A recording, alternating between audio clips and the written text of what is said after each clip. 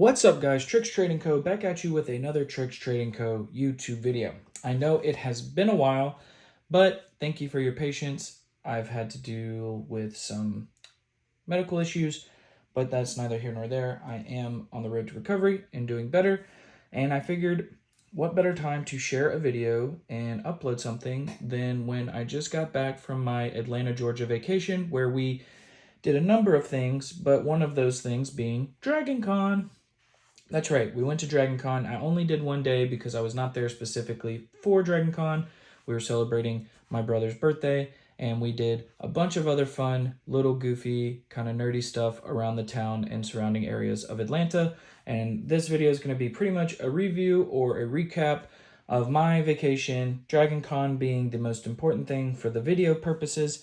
And towards the end of the video, I will go over the rest of what we did. If you're interested, feel free to stay tuned, and we can talk a little bit about what that whole area in town has to offer. But as for the Dragon Con stuff, I won't keep you guys waiting. We'll dive right in. So my haul, it's a pretty decent haul. It's not as much as maybe I would have liked. I did not get to spend a full 2 days or 3 days even at this convention to truly see all of the vendors, but I was able to knock out some of the important stuff to me and do some of the other cool stuff and at least see all of the convention. So first thing that walked through the door when I went through the vendor hall was this VHS tape from the Mighty Morphin Power Rangers, the movie.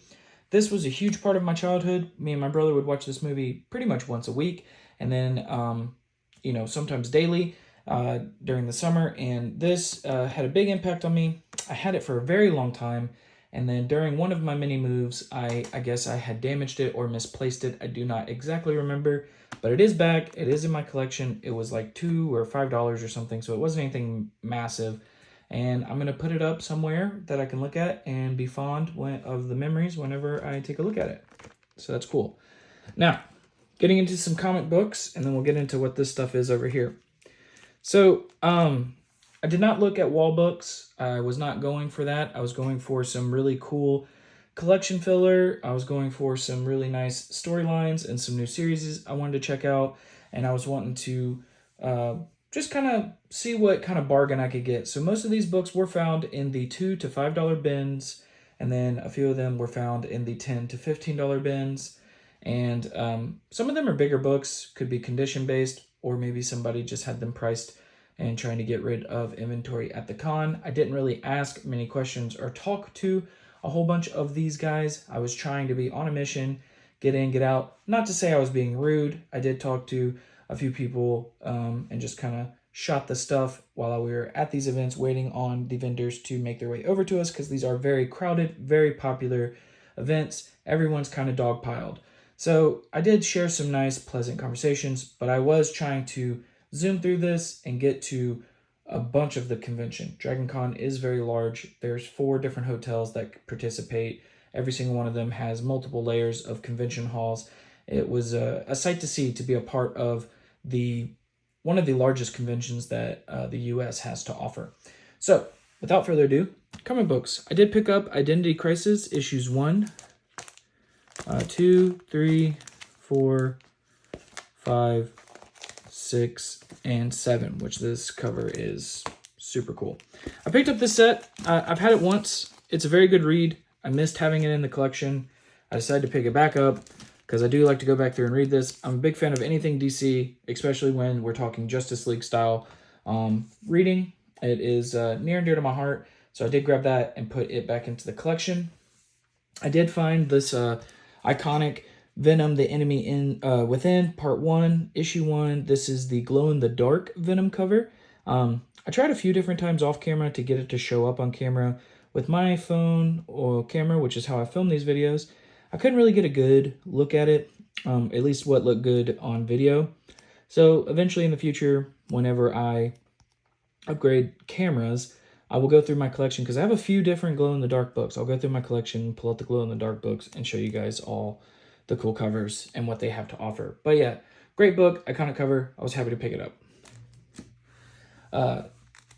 Another pretty iconic issue here. You got Daredevil. This is 181. This is the cool Elektra, Bullseye, and Daredevil cover. This is Death of Elektra.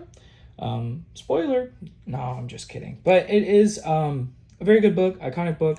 Happy to add it to the collection. And on that same Daredevil theme, we do have His Name is Wolverine. This is, I believe, the first meetup of Daredevil and Wolverine, and classic iconic cover. I love the yellows on these Daredevil covers. I like it mixed with the bold red. These are very, very pretty covers, and I was happy to add this one to the collection as well. Another iconic cover, I was able to grab a Dark Phoenix cover here. This is just a classic, man. You know, they use this this cover for a lot of different reasons. They, you know, make some of the action figures styled after this cover, as well as some of the Funko Pops. So this is just a classic. People know this. People like it when they see it. They just say, dang, that's a classic. So I was happy to get this and add it to the collection. Now, some of the like $2 books and $5 books are probably going to be what's coming up next. So we'll blow through these. This is Volume 2, Issue number 1 of the Usagi Yojimbo. Awesome cover. I really enjoy this storyline too. So I picked it up. You know, what better place to start than number 1? Same thing here with the Blue Beetle. This is, I believe, the 70s run. Maybe 80s, I'm not sure. No, there it goes in the corner, 86. If I knew how to read, I don't know how I didn't see that before. So this is the 80s run. Definitely not a first appearance, but I looked at the cover. I liked the orange. I liked how it kind of was contrasting with the blue. Definitely looked like a pretty book to have in the collection. This one, I have a friend who has read this this whole line. He says it's a very good story. I did not even know it existed, but I found issue number 1, and I figured, why not just get it and read it and see what it's about. So I'm excited to see what comes out of this comic book. 2001: A Space Odyssey, again, another classic comic book series. Was excited to kind of get the run started on this, so I picked up the first issue. Going to read it. If it feels like something that I want to continue reading, I'll try and grab the rest of them. This is kind of funny. This is Mask issue number 1. My dad had these books, and my dad has since passed away, and he had nothing left in his collection. But I did pick up this. A little bit nostalgia. Also, it was in rough condition. I think it was $1, so I mean, I can't really complain about it. Captain Glory. This is Jack Kirby art. I picked this up just because I liked the big Jack Kirby at the bottom. I've actually never heard of this either. It's actually in this like Topps like plastic bag within the bag and board, which I thought was kind of cool. I don't know if that's original or not, but it looked like a giant trading card almost. It was really funny. But this is pretty cool. I decided to grab it. Spider-Punk number 1. This is super neat. I believe this is, correct me if I'm wrong, guys. I think this was his first solo series, if I'm not confused. I know it's not his first appearance, but I think it might be his first like solo comic run. Saw it. I liked the cover a lot. I liked the art a lot. So I decided to grab it. Now this is another set I picked up. This is a set. It's a modern book, but it is nice. I got Batman: The Adventure Continues. We got issue number 1, issue number 2, which this cover is crazy. Love Deathstroke. Issue number 3. Again, another pretty iconic, crazy cover. Got Robin on there. Really nice. Issue number 4. I like this one too. Issue number 5 with the guys swinging in on the back. You got Joker down here in the corner. Again, this artwork and these covers are just so beautiful. Issue number 6 here. I believe it's an 8-issue run, if I remember correctly. I'm going to read all of this. Issue number 7. Yeah. And then issue number 8 with, again, cool little Harley Quinn on the front there. Batman all tied up in the back. Little Christmas issue. Super nice. And then this, Stranger Things. This is another reason why we were in Atlanta, and this will segue, the reason I have them at the bottom, this will segue into what is next as the next part of this video. But before we get into these, I'll get into, this is a Transformers version, I think it's issue 10. This is the virgin cover that I got remarked and signed by Livio. I'm going to mess up his last name. Ramadali, maybe. I love his artwork, man. I love how vibrant and beautiful the color on this was. He did a cool little bumblebee remark for me. This is a very just pretty book. I decided to add to the collection. I'm probably going to display this, maybe put it in a frame, because it's, like I said, it's really pretty. So in person, the camera's not doing it justice. It almost just glows. It's gorgeous. So that was another big part of the con for me, is meeting that artist and talking to him. And then meeting this guy. This guy was funny. I actually wasn't super familiar with this guy's work. We stopped by. I looked at the prints. I thought the artwork was great. I liked a lot of the prints. He does a lot of the artwork, but he also is a voice actor. This is Michael Watkins. He did a Venom impression for us. He did a Jetfire impression for us. He did like some storytelling about Christopher Walken and some of the people he's met working through what he does. He owns a production company who I think they hold the name for the comic book, or they write the comic book for Guardians. He did some Sonic the Hedgehog stuff, just a lot of things that I wasn't super aware of, but like of him specifically, but these were all things that I was aware of as an enjoyer, or as a member of the audience for. So it was nice to kind of connect the two dots. And so this is a print he signed for me in the bottom. I really enjoyed the Optimus Prime Megatron print.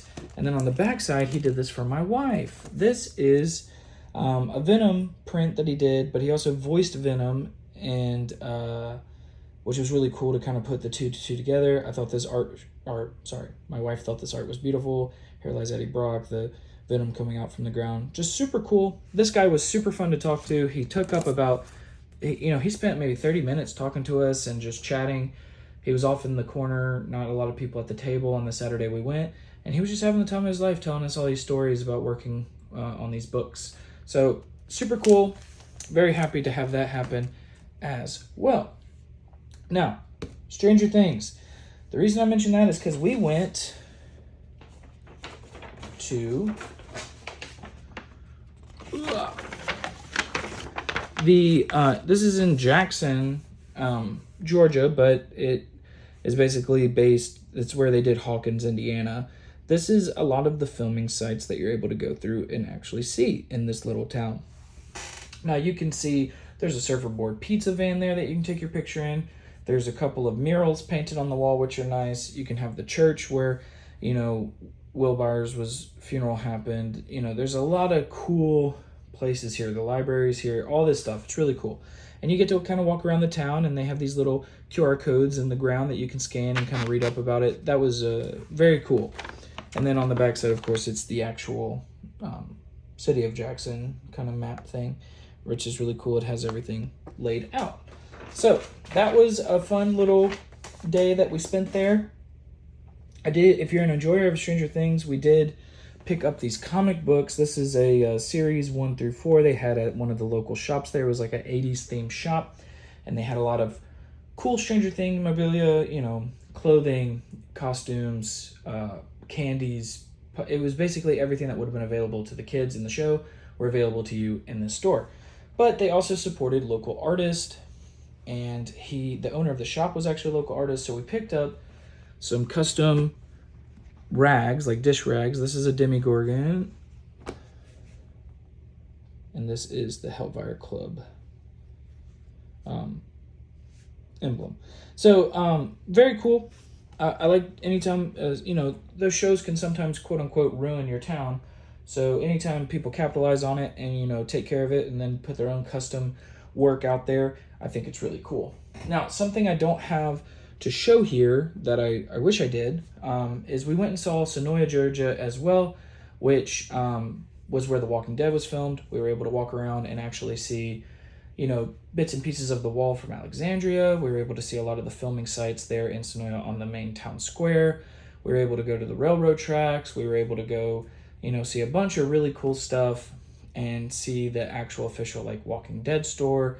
Bunch of cool stuff. So we ate at Nick and Norman's, which is Norman Reedus, the actor who plays Daryl Dixon. He has a restaurant that he co-owns there. We ate there. Beautiful food, wonderful atmosphere. Really, really lovely town. That was another huge part of our trip in Atlanta, as well as going through and seeing the other sites like the bridge that stares into the main site, like when Rick is on the horse in Walking Dead. We were able to go and do a nice little concert while we were there and experience some local scenes at like an underground concert venue called the Masquerade. Just all in all, a very beautiful, beautiful trip. Oh, I've almost forgot about this. This isn't anything major, but at the con there was a Pokemon vendor and I picked up a shining red Gyarados plushie to add to my plushie collection. So he is also here with us having a good time. But yeah, that about sums it up for me, guys. I had a really good time at Dragon Con. I had a really fun time with the family, with all the birthday shenanigans, running around Atlanta, Georgia, and just forgetting about the world for a little while. And if you enjoy or like this video or have any questions about anything regarding this video, please feel free to comment, like, and subscribe, and let me know you guys care. And until next time, this has been Tricks Trading Co. Have a good one.